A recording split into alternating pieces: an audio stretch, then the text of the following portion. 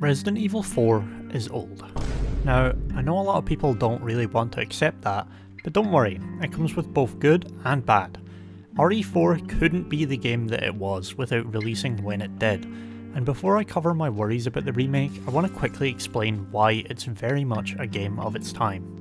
For those who don't remember, or are too young to have ever experienced this, the PS2 was a time before standardisation. Games had really odd control schemes that might not make sense to you nowadays. I played PS2 games where triangle shoots and others were triangle aims down sights. Games hadn't figured out yet what was the control scheme, and so a lot of them had really crazy ones that people nowadays would reject immediately. So there's a few things that RE4 did that it got away with because it's old. The RE4 make has already thrown out completely. These are tank controls. Now this one was pretty obviously going to change. Limiting your movement is kind of an artificial way to make dodging melee attacks harder, which is why removing it makes the game easier.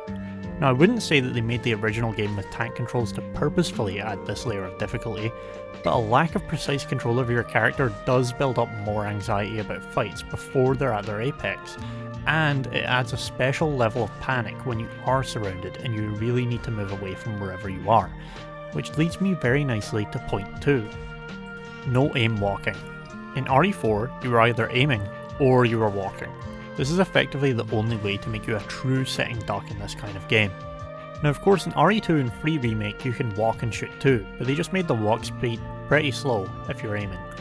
This change isn't that big of a deal for the most part, but it combined very well with the tank controls to make setting up and positioning yourself of peak importance during hectic fights, lest you get hit by ranged attacks or swarmed by melee attackers. And point 3, the second person camera. A lot of people don't know or don't get this one, but in a third person game you control a swiveling camera anchored only to your character. In RE4 you control a swiveling head that's axiomed around Leon. You can look to his left and his right, but you can never see what's behind him. On top of this, the game massively incentivizes you looking up and down with the placement of frequent traps. So all of these needed to be changed for the remake to feel modern, and yet they're all huge parts of RE4's character.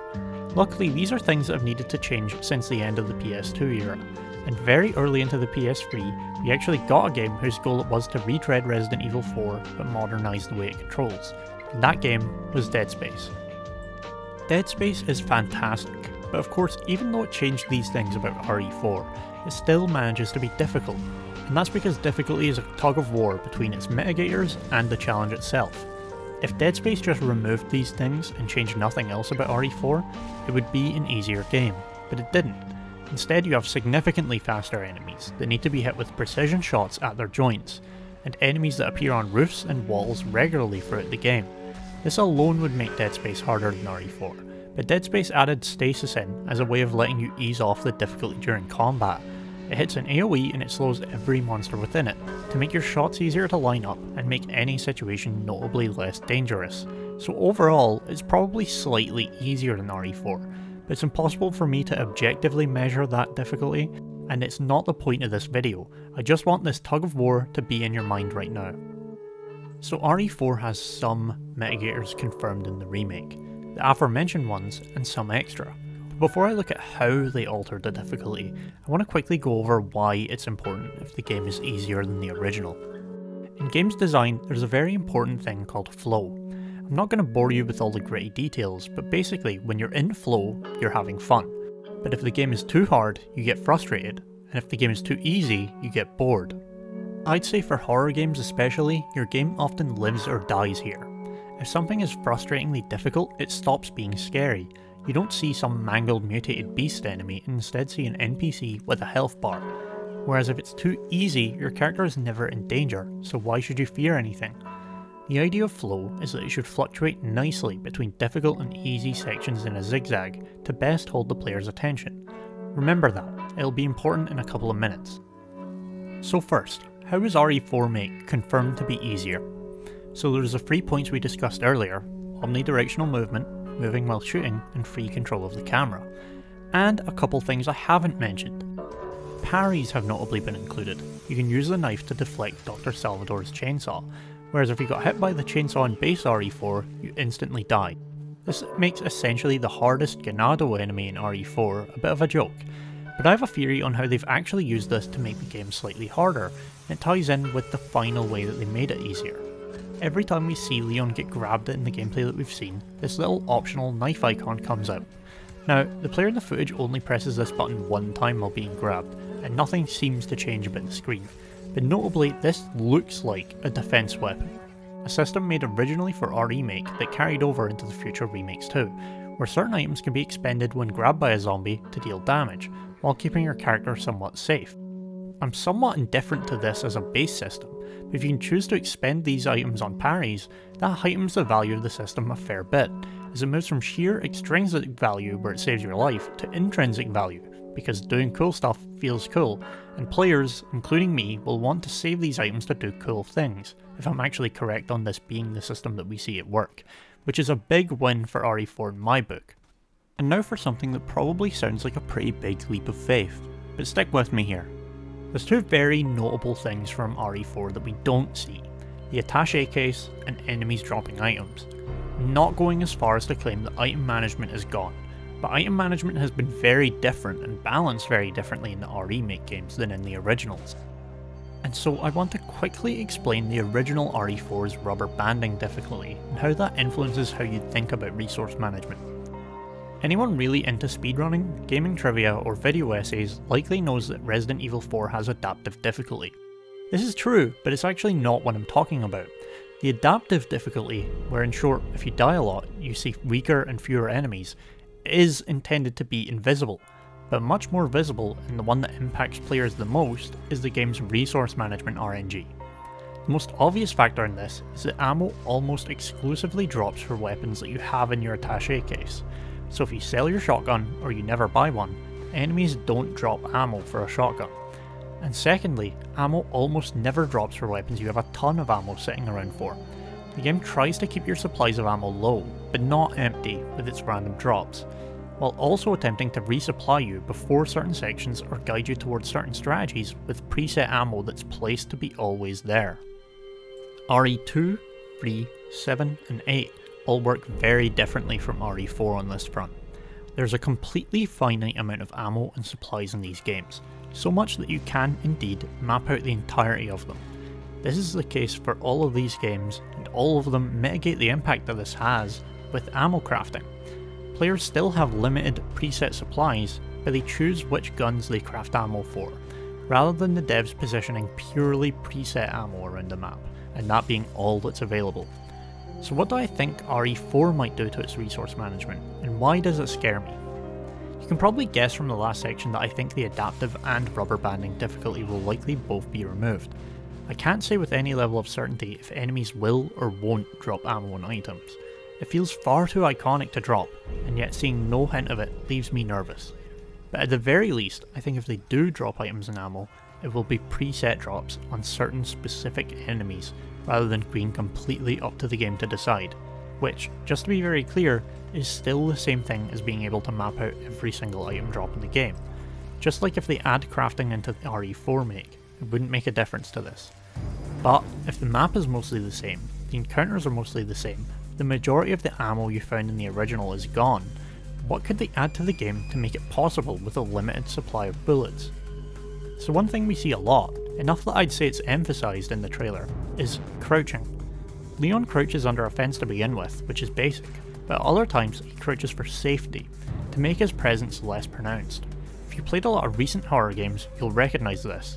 This, to me, is the calling card of the stealth takedown, something we haven't properly seen in Resident Evil outside of the RE7 DLC, so it might seem wild to say, just based on the presence of crouching alone, that in RE4 make you can creep up behind enemies and take them out instantly.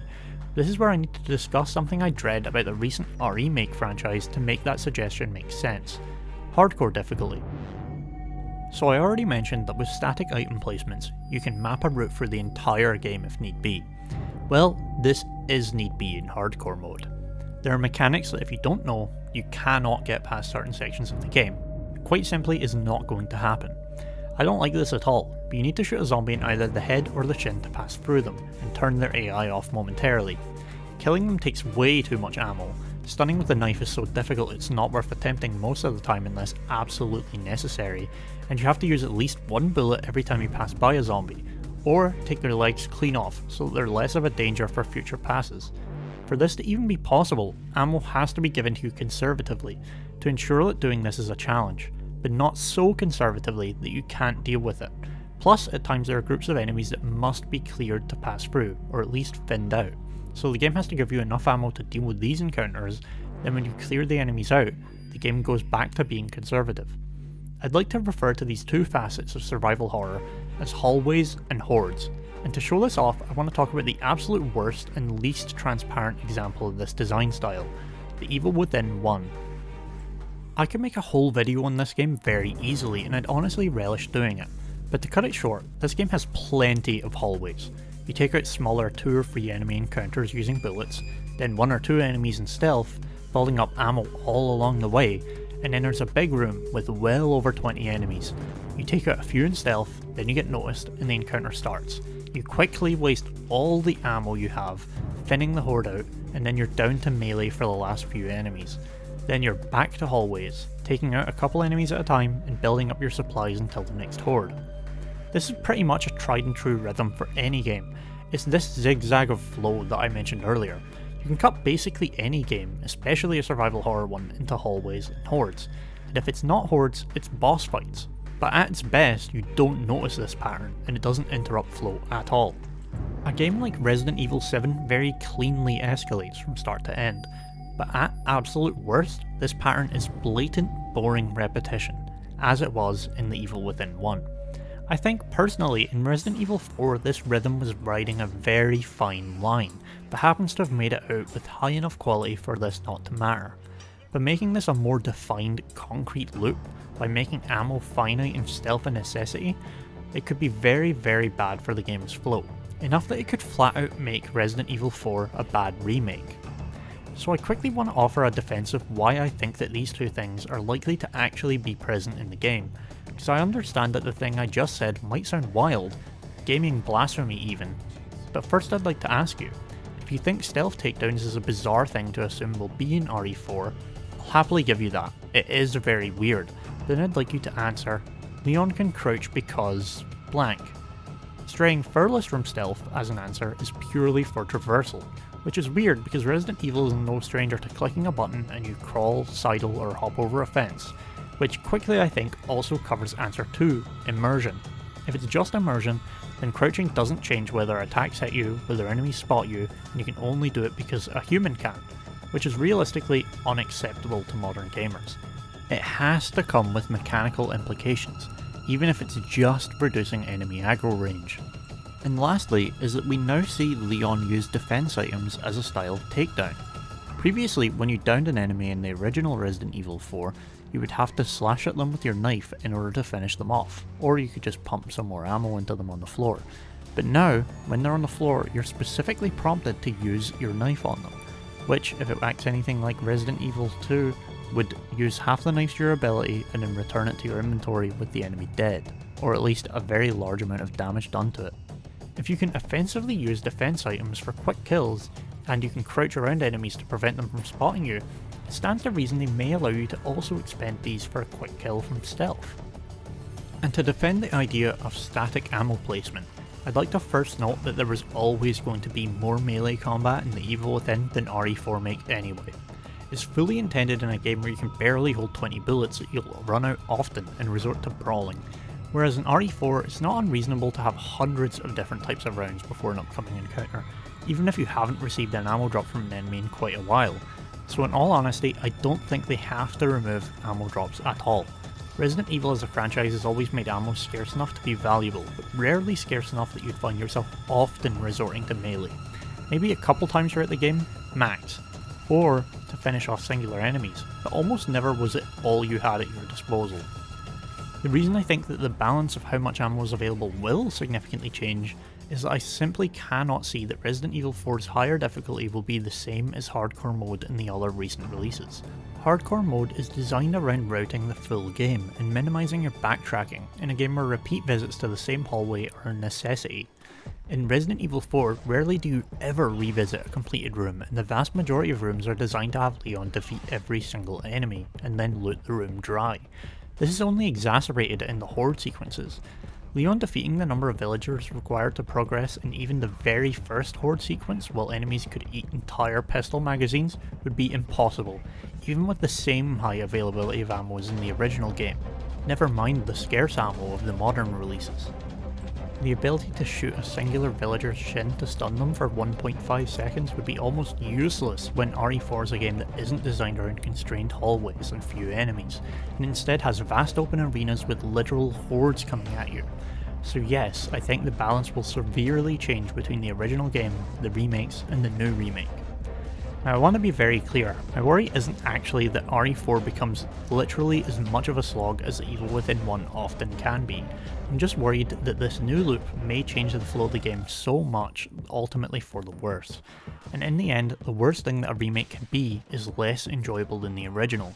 And I hope very, very much that this is all stuff that's taken into account with RE4 Make and manages to produce something that's balanced well and succeeds at enhancing a beloved, timeless classic to such a height that it overtakes the beautifully flawed gem that Resident Evil 4 is, and it becomes something truly worth celebrating.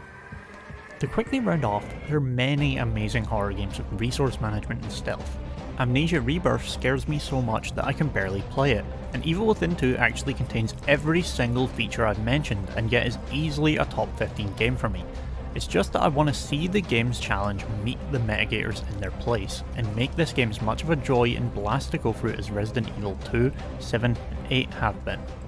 I want to thank everyone for enjoying my content lately. The growth of my channel the past few months has been insane, and unfortunately there's more games coming out in the current 5-month cycle than I can possibly get all my thoughts out on that I want to. But I'm doing my best to drop more quality content, and I'll thank every single person who likes, comments and subscribes. I try to give every one of you that I can the time of day that you're worth, and everyone that's been helping me grow is extremely special to me.